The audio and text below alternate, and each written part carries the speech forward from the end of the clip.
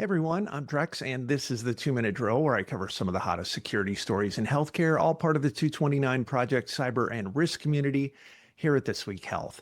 It's great to see you today. Here's some stuff you might want to know about.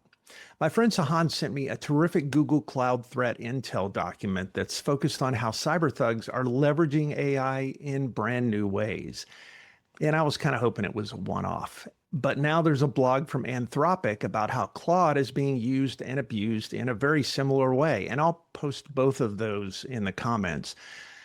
So here's the story. Up till now, cyber thugs used AI for productivity gains, a lot like the rest of us, to write better emails or to build better projects. Sometimes they use it for things like reverse engineering patches, stuff like that. They used it to become more efficient.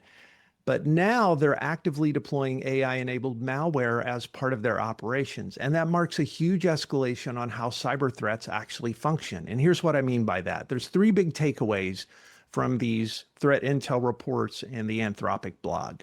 First, we're seeing the use of just-in-time AI and malware. Google found new malware, like one called Prompt Flux, that actually misuses large language models like Google's AI Gemini. It uses those AI tools while the attack is underway to help disguise itself. While it's running, this new malware actually contacts the Gemini API and asks it to rewrite its source code throughout the attack just to help it evade cybersecurity detection systems. And I know what you're thinking, same thing I was. That doesn't sound like something Gemini should allow someone to do. And as it turns out, they don't. And that's the second thing you should know about this new approach. For both Gemini and Anthropic, both reports talk about this. Threat actors are getting very clever at figuring out ways to bypass the AI safety guardrails. Sometimes you hear of that referred to as jailbreaking.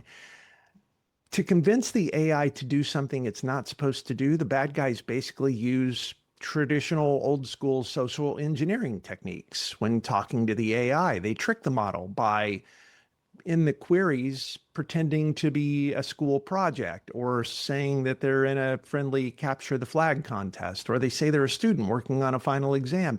And that little pretext convinces the AI to give them information for exploring vulnerabilities or doing code rewrites that would normally be blocked.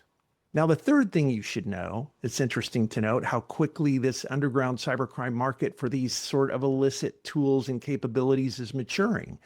The market now offers a lot of these kinds of powerful multifunction tools for everything from phishing to malware development, which makes it so much easier for less sophisticated criminals to get in on the action. The original version of this was ransomware as a service, which will, without a doubt, continue to rage throughout 2026.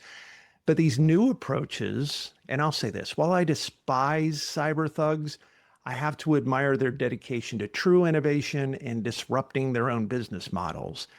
These new approaches, the emergence of self-modifying malware and the wide availability of these other tools, means that the defenders are now fighting AI-driven cyber criminals with systems that can adapt in real time. It's not Skynet, okay? We're not talking about self-aware cyber weapons deciding who to attack. But we are seeing the early stages of adaptive malware that uses generative models to persist, evade, and survive longer inside of their target environments. And if you want the deep dive, read the reports and the blog. Again, I'll put those in the comments. And other than that, I just have to say we live in interesting times. That's it for today's 2 Minute Drill. Thanks for being here. Stay a little paranoid, and I will see you around campus.